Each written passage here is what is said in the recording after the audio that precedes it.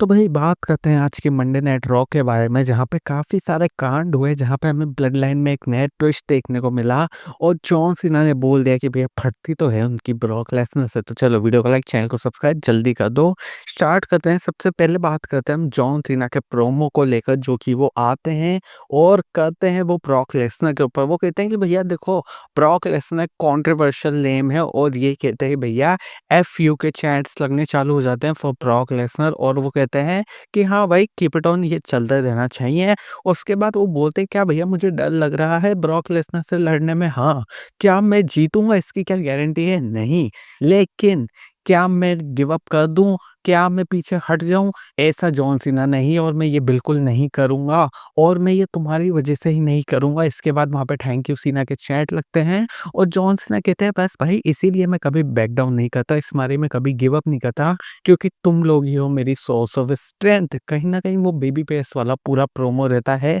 उसके बाद उनकी एक लाइन भी काफ़ी बढ़िया लगती है मुझे जहाँ पे एक फैन साइन लेके आता है और उस चीज़ को जॉन सीना एक तरह से प्रोमो में भी शामिल कर लेते हैं जहाँ पे साइंस में लिखा होता है कि भैया वो जो जॉन सीना का चड्डा है ना, वो ब्रॉक लेसनर की पैंट से ज़्यादा स्ट्रॉन्ग है। मतलब भैया सिंपल सी बात वो कोट कर रहे होते हैं कि पिछले स्मैकडाउन पे जो ब्रॉक लेसनर की जीन्स फटी है ना भैया, इस तरह से जॉन सीना का तो कभी नहीं फटा चड्डा। और इसी चीज़ को पोक भी कर रहे होते हैं ब्रॉक लेसनर के बारे में। उसके बाद वो कहते हैं भैया गारंटी नहीं है मैं कितनी सुप्लेक्स सिटी में जाऊँगा, कितने सुप्लेक्स खाऊँगा, लेकिन भैया मैं 20 साल से यही काम करते आ रहा हूँ।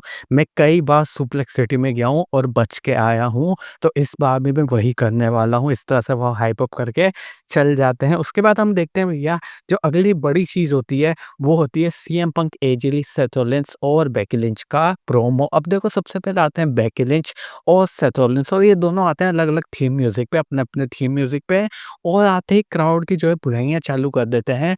उसके बाद जैसे ही ये लोग बात करना स्टार्ट करते हैं, हम देखते हैं एजे ली और सीएम पंक आते हैं, दोनों साथ में आते हैं एजे ली के थीम म्यूज़िक पे। उसके बाद सीएम पंक कहते हैं कि भैया तुम दोनों में से कौन हिल रहा है? तुम दोनों में से पहले किसकी बात करें? क्योंकि भैया तुम दोनों को मुझे ऐसा लगता है स्पॉटलाइट एक-दूसरे की छीनना पसंद है, तभी शायद तुम अपने-अपने म्यूज़िक पे आए, दोनों एक ही म्यूज़िक पे नहीं आए। भला ऐसे तुम तुम्हारा वार्डरोब ज़रूर शेयर करते हो, लेकिन तुम तुम्हारी स्पॉटलाइट शेयर नहीं करना चाहते एक-दूसरे के साथ। ये सुनते ही बेकी लिंच कहीं न कहीं कहती है, "भई देख, तेरा पति पागल है।" सीएम पंक के लिए वो कहती हैं कि, "भई सिर्फ़ 3 चीज़ों से ये ऑब्सेशन है, वो है एक तो खुद के बारे में सोचना, मेरे पति के टाइटल के बारे में सोचना और अपनी बीवी के बारे में सोचना। इसे और किसी चीज़ से लेना-देना ही नहीं है। इसने हमारी ज़िंदगी बर्बाद कर रखी है।" सही बताऊँ तो भाई प्रोमो बैटल मुझे ऐसा नहीं लगता इतनी अच्छी कोई थी, लेकिन हाँ, जो ये लोग एक-दूसरे को ताने मार रहे थे ना, वो फन था देखने में। उसके बाद कहीं न कहीं बेकी लिंच बुक भी लाती हैं, जो भैया एजे ली ने लिखी थी, तो एजे ली कहती है, "देख भाई बेकी लिंच, थैंक यू बोलना चाहूँगी कि तूने मेरी बुक पढ़ी, लेकिन आई एम सॉरी मैंने तेरी नहीं पढ़ी और मैं उसे कुछ इंटरेस्टिंग भी नहीं मानती पढ़ने के लिए।"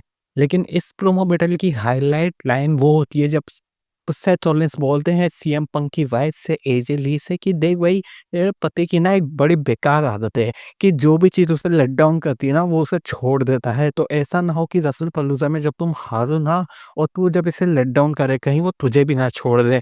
ये बोलते ही एजे ली कहीं न कहीं फ्यूरियस हो जाते हैं, गुस्से में आ जाती हैं, वो 4 टेक दे लेती हैं सेथ रॉलिन्स की। उसके बाद सेथ रॉलिन्स कहते हैं बेकी लिंच के लिए कि ना मैं औरतों पे हाथ नहीं उठाता, लेकिन मेरे पास कोई है जो कि उठाएगा। ये लाइन कहीं न कहीं सेम थी जो कि सीएम पंक ने बोली थी एजे ली के रिटर्न के टाइम पे और सेथ रॉलिन्स एक्सपेक्ट कर रहे होते हैं कि भैया बेकी लिंच आएँगी, वो भी मारेंगे एजे ली को, लेकिन बेकी लिंच कहती है, "मैं क्यों मारूँगी भैया? मैं नहीं जानती कुछ भी।" और कहीं न कहीं हम देखते हैं एक छोटी-मोटी लड़ाई हो जाती है बेकी लिंच और सेथ रॉलिन्स के बीच में, लेकिन ये होता है इनका एक मास्टर प्लान, क्योंकि हम देखते हैं बेकी लिंच चल जाती है रैंप की तरफ और हमारे जो सेथ रॉलिन्स है वो थोड़ी उँगली टाइप कर देते हैं सीएम पंक की, तो फिर सीएम पंक तो पीछे पड़ जाते हैं सेथ रॉलिन्स के। एजे ली का ध्यान होता है सीएम पंक की तरफ, पीछे से बेकी लिंच आती है मैन हैंडल स्लैम लगा के और सीएम पंक को भी एक चांटा लगा के वो पहुंच जाती है अपने पति सेथ रॉलिन्स के पास। और ये दर्शाता है कि भाई ये दोनों मास्टर प्लान है, मतलब भाई खोपड़ी इनकी ऐसी ही चलती, कुछ भी कहो तुम। इसके बाद हम बात करते हैं आज के मेन इवेंट की, जो कि रहता है टैग टीम मैच, जहाँ पर ब्रॉन्सन रीड और ब्रॉन ब्रेकर compete करते हैं अगेंस्ट एलए नाइट और जिम्मी ऊसो। अब देखो आज के शो में हम देखते हैं कि भाई एलए नाइट अपना टैग टीम पार्टनर ढूंढ रहे होते हैं।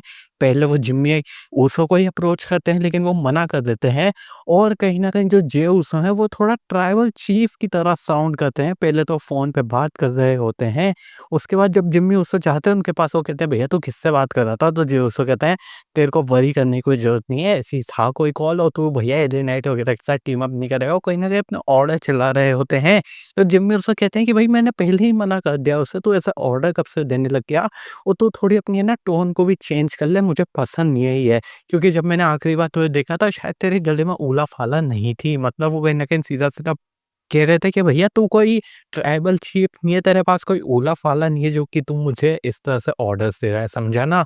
और जे उसो का मुँह देखने लायक होता है और जिम्मी उसो इसी गुस्से में जाके एलियन नाइट को भी हाँ कर देते हैं कि भैया हाँ, मैं तेरे साथ कम्पीट करूँगा आज के मेन इवेंट में। अब ये मैच प्लेस करता है, उसका जो विनर होता है वो होते हैं ब्रॉन्सन रीड और ब्रॉन ब्रेकर। लेकिन ये लोग मैच खत्म होने के बाद भी भैया मारपीट कर रहे होते हैं, तो हम देखते हैं जे उसो आते हैं सेव करने के लिए और वो आते हैं और सेव कर भी लेते हैं। लेकिन हम क्या देखते हैं कि एलियन नाइट शो के खत्म होने से पहले बीएफटी फिनिशर लगा देते हैं, जे उसो को अपना बदला ले लेते हैं पिछले हफ्ते के स्पीयर्स से और जिम्मी उसो साइड में पड़े-पड़े देख ही रहे होते हैं, बस वो कुछ करते नहीं है। तो कहीं न कहीं भैया इनके जो ब्लड लाइन में है वो एक नया ट्विस्ट आ रहा है और जो उसो किसी से ले रहे हैं ऑर्डर्स, ये बात तो कंफर्म हो चुकी है। अब बस देखना इंटरेस्टिंग ये रहेगा, क्या वो orders tribal chief Roman Reigns की तरफ से आ रहे हैं या फिर वो आ रहे हैं फाइनल बॉस की तरफ से। बाकी तुम वीडियो को लाइक, चैनल को सब्सक्राइब कर सकते हो। मुँह में छाले मेरे तुम्हारे अच्छे से शायद मैं एक्सप्लेन ना कर पाया हूँ, तो तुम यार वीडियो को लाइक, चैनल को सब्सक्राइब कर देना।